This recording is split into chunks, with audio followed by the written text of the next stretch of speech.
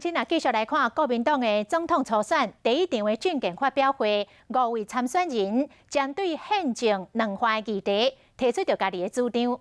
这个过程中嘛，出现未少互人印象深刻的字句，像这个韩国瑜都用这个易做的塔拉来比喻台湾的角色。郭台铭是讲，只有伊甲真济国的领袖有私交，是上强的外挂。朱立伦是摕家己的名滚算笑，讲家己是正常人。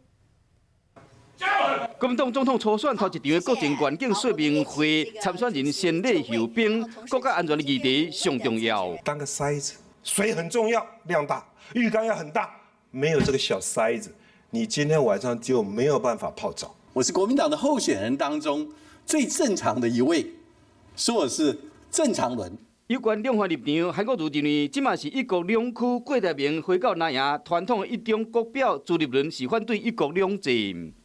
不用怕得罪北京，坚持民主自由的中华民国就是朱立伦的立场。大陆不阿保，台湾不挑衅，一国两制绝对不会在台湾发生。经贸方面，韩国瑜马友入来拍出去，郭台铭自认为经济战略是产业布局第一人选，朱立伦拍算设立自经区。败家子外交，这个是一定要改为发财外交跟经贸外交。只有我拥有与多国领袖之间的个人交情，我就是中华民国的最强外挂。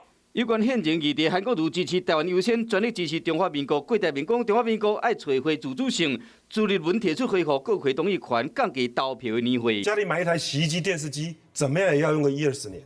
行政院长平均寿命只有1年，这个对吗？